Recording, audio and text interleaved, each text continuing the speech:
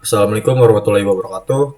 Perkenalkan, nama saya Randy Putra Setiawan dari kelas 2405 dengan NIM 10 20 42 42 40 00 16. Jadi di sini saya akan mengerjakan live coding tugas pendahuluan. Jadi yang pertama-tama itu kita akan ngupload CSV, file CSV-nya dulu yang sudah dikasih. Itu yang tes CSV. Oke, ini klik OK. Dan dia sudah masuk.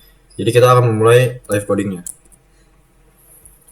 Yang pertama itu kita bakal ngubungin Google Drive-nya terlebih dahulu.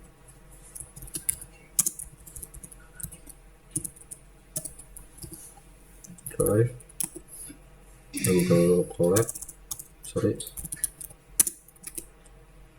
import drive, import drive, terus di enter, drive on, terus content drive. Oke. Ini kita bakal nambah section lagi buat impor si pandasnya. Jadi yang pertama itu soal itu digunakan buat impor modul drive dari Google Colab dan juga ngelakuin launching atau menghubungkan Google Drive saya di dalam environment Colab gitu.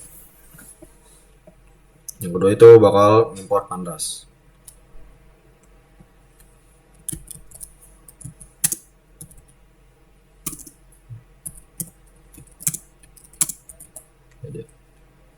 Nah, jadi itu tuh buat ngimpor library pandas dan juga ngasih PD-nya itu. Jadi pandas ini itu merupakan library utama di dalam Python gitu, yang bakal digunain buat manipulasi dan juga menganalisis data.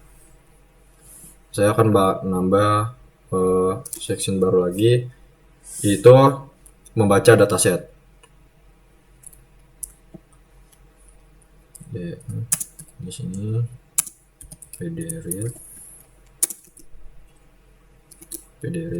ini CSV sini itu content test drive content terus test CSV. Ini kurang Oke, jadi itu tuh merupakan pandas yang buat membaca file dataset berformat CSV yang itu tuh penempatannya di dalam directory Google Drive. Di sini akan menambah section lagi, yaitu buat menampilkan cuplikan data.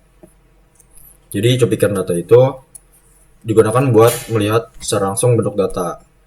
Jadi fungsi saya terlebih dulu live coding terlebih dahulu.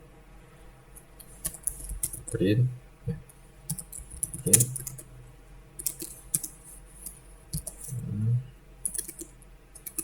Terus ini.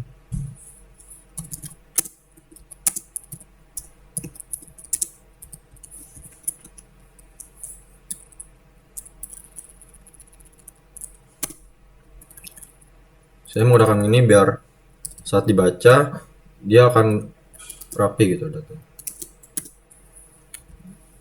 Display terus def terus dalam kurung lagi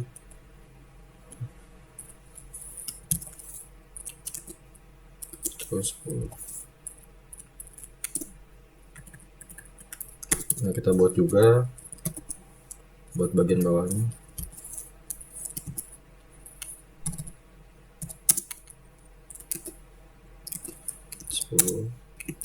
Garis terakhir. Oke, ini display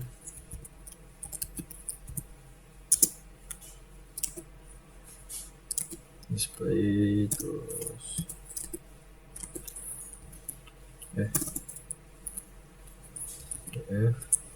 terakhir ini 10 lagi. Jadi itu tuh fungsi head 10 itu buat nampilin 10 baris pertama, sedangkan kalau tile 10 itu buat nampilin 10 baris paling bawah dari dataset. Jadi saya bakal nambahin section baru lagi untuk melihat dimensi dataset. Oke, di situ tuh buat meriksa ukuran data dimensi. Jadi itu tuh saya bakal jalan terlebih dahulu. Run dulu. Ini connect dulu. Ini saya pakai laptop saya terlebih dahulu karena laptop teman saya terlebih dahulu supaya karena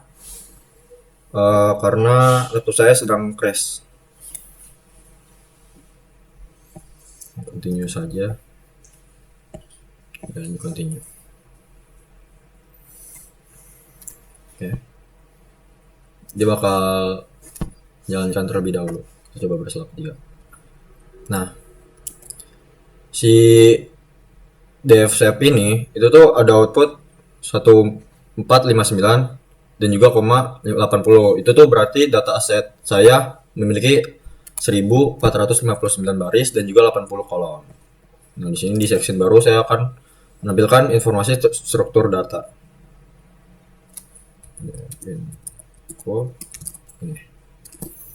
Nah, itu tuh nampilin ringkasan informasi struktur dataset. Coba kita run terlebih dahulu. Nah, jadi itu tuh nampilin ringkasan informasi struktur dataset dan juga ini buat mencakup nama-nama, kolom, jumlah data yang tidak kosong. Jadi di setiap kolom itu ada tipe data masing-masing kolom. Kayak misalkan angka bulat, integer, desimal, atau juga teks. Serta besaran memori yang komputer yang saya gunakan itu. Saya bakal membuat section baru lagi. Di sini tuh buat meringkasan statistik itu.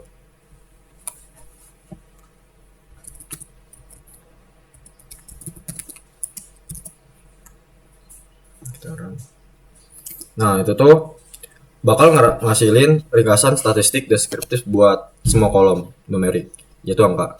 Jadi saya bisa melihat nilai rata-rata median, standar deviasi, dan juga nilai minimum, kuartil bawah, dan median, kuartil atas, dan juga nilai maksimum dari tiap kolom. Ini bakal nambah section baru lagi buat pengecekan data kosong. Yes. 0, 2,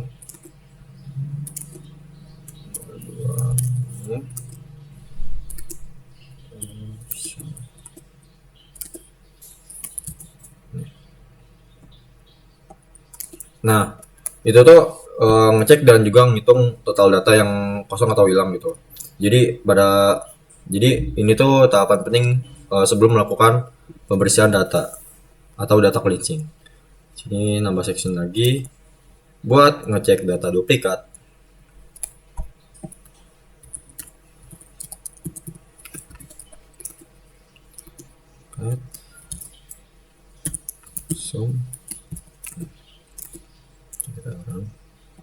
Nah, itu tuh buat ngitung jumlah baris yang terduplikat.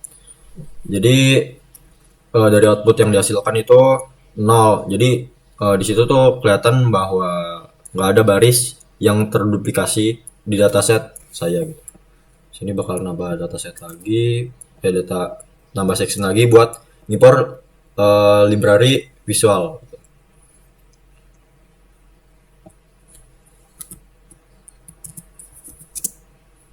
Nah, ini dia sudah membaca yang saya ingin lihat. Nah, itu tuh import library matplotlib.py plot itu sebagai plt atau plat, dan juga seaborn sebagai SNS. Jadi kedua itu merupakan library Python yang paling populer buat membuat visualisasi grafik atau plot gitu. Oke, ini nambah section lagi buat histogram gitu.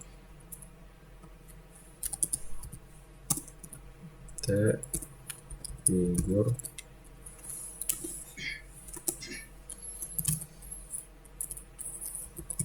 fix size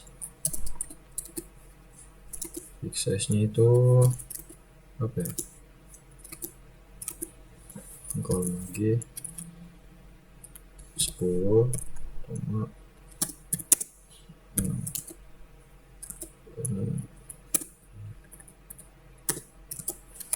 terus juga SMS titik is out ini habis itu df sorry buat lagi di sini itu df dalamnya itu sorry itu gini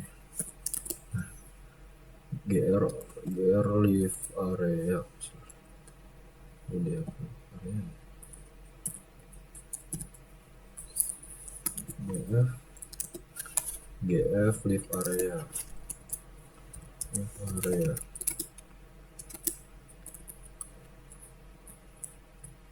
section itu koma terus kde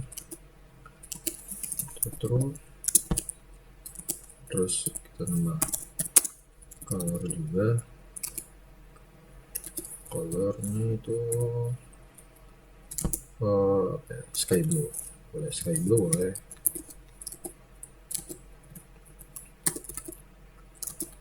Ini kita ini distribution of grill.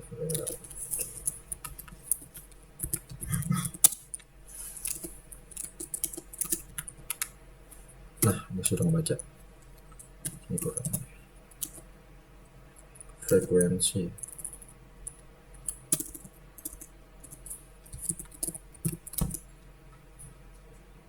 Oh, di sini dia kurang SPFit.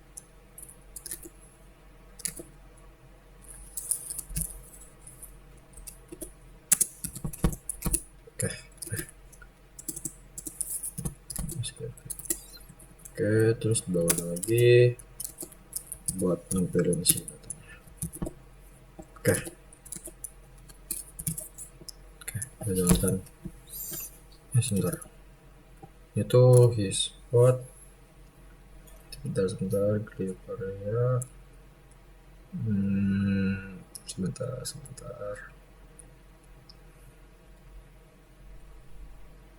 Oh, ini nggak masuk di sini.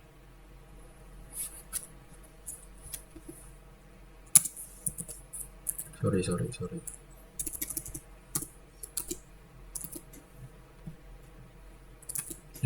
Ini sudah saya perbaiki. Nah, ini sudah bisa, teman-teman. Nah, jadi di situ buat ngebuat si histogram. Jadi buat grafik histogram itu buat kolom gr live area. Jadi grafik ini bakal digunain buat melihat bentuk distribusi atau sebaran gitu datanya. Jadi parameter KDE sedangkan true itu buat nambahin garis kurva mulus di atas histogram untuk memperjelas bentuk distribusinya gitu. Nah, di sini bakal nambahin section lagi untuk membuat box plot.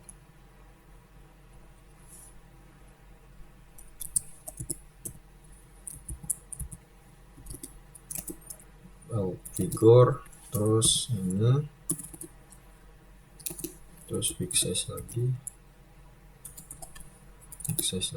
terus dia bakal ini 8 bisa sampai 8. Terus itu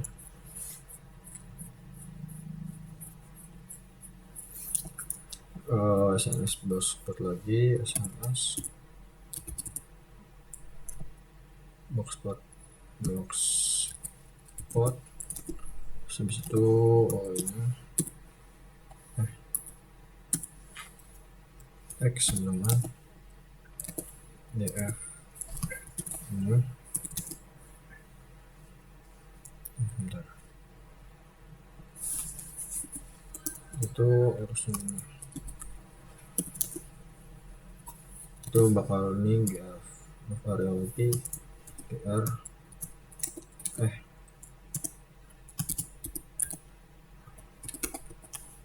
gr levelnya area, oke.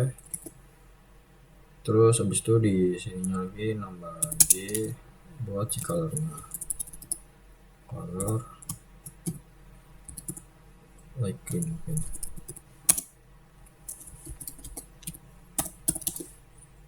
Light green ini harusnya oke. Habis itu foto itu lagi terus nambahin si block spot.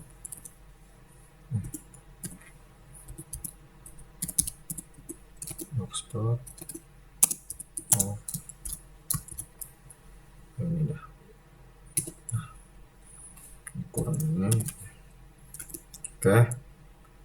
Sebentar, area. Oh sini nggak usah xlabel lagi, nggak potso aja.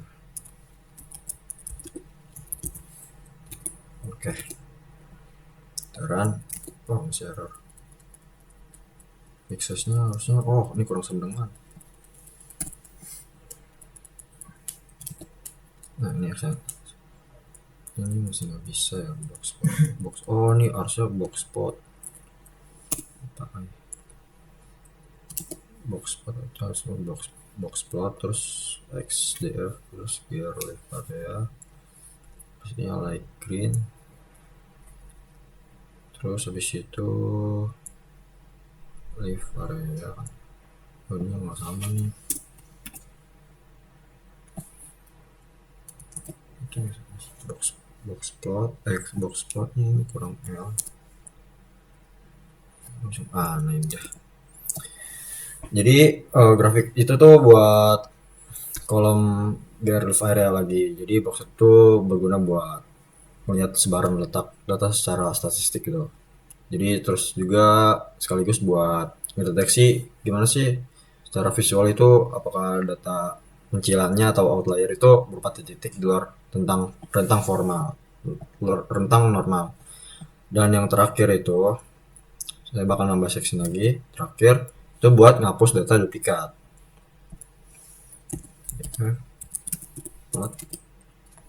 Ada drop.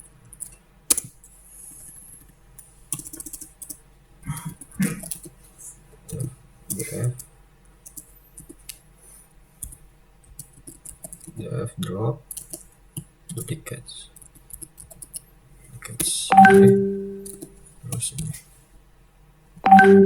Oke sudah.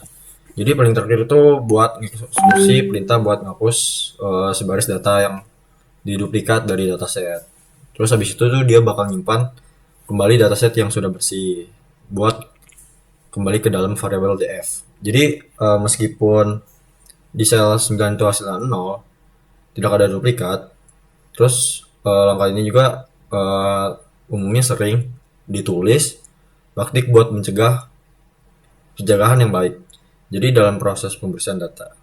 Oke, sekian video dari saya. Kurang lebihnya mohon maaf. Assalamualaikum warahmatullahi wabarakatuh.